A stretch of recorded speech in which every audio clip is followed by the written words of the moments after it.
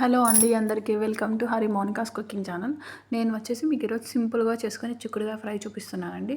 దీనికి వచ్చి నేను 250 గ్రామ్స్ ఆఫ్ చిక్కుడుగాయ తీసుకున్నాను. మొత్తం వదిలేసి పురుగులు అలా ఉంటే అవన్నీ క్లీన్ చేసేసి కుక్కర్లో వాటర్ లైట్గా వాటర్ వేసేసి చిక్కుడుగాయలు సాల్ట్ వేసి 1 విజిల్ చాలండి. ఎక్కువ విజిల్స్ రానిస్తే ఓవర్ కుక్ అయిపోతాయి.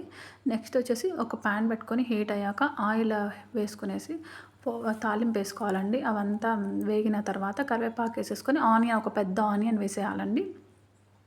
అది లో ఫ్లేమ్లో పెట్టుకొని కుక్ అయిన తర్వాత మనం ఆల్రెడీ కుక్కర్లో కుక్ చేసుకున్న చిక్కుడుగాయని వాటర్ అంతా తీసేసి ఇందులో వేసుకోవాలండి. మనకు చిక్కుడుగాయలో ఫైబర్ అనేది ఎక్కువ ఉంటుంది. సో పిల్లలకి మనం తరచుగా ఇస్తుంటే వాళ్ళ గ్రోత్ అండ్ బ్రెయిన్ డెవలప్మెంట్కి బాగా హెల్ప్ అవుతుందండి.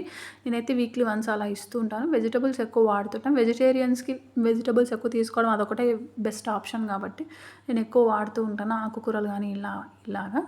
నెక్స్ట్ వచ్చేసి చిక్కుడుగాయలు వేసుకున్న తర్వాత లో ఫ్లేమ్లో ఒక 2 to 3 మినిట్స్ మగ్గిస్తే చాలు. ఎందుకంటే ఆల్రెడీ మనం కుక్ చేసుకున్నాం కాబట్టి ఒక 2 to 3 మినిట్స్ చేసిన తర్వాత పప్పుల పొడి, మా రాయలసీమ సైడ్ ఎక్కువ పప్పుల పొడి అనేది వాడుతుంటారంటే తాలింపులో పప్పుల పొడి కానీ కొబ్బరి పొడి ఆల్రెడీ నేను వీడియో అప్లోడ్ చేశాను. ఈరోజైతే కొబ్బరి పొడి కాదు పప్పుల పొడి యూస్ చేశాను. నాకు స్పైస్కి తగ్గట్టు అడ్జస్ట్ చేసుకోవాలండి. కారం పప్పుల పొడి ఇది అంతే అండి. సింపుల్గా బేసిక్స్ చిక్కుడుగాయ ఫ్రై రెడీ అయిందండి అంతే. Thank you. Subscribe to my channel.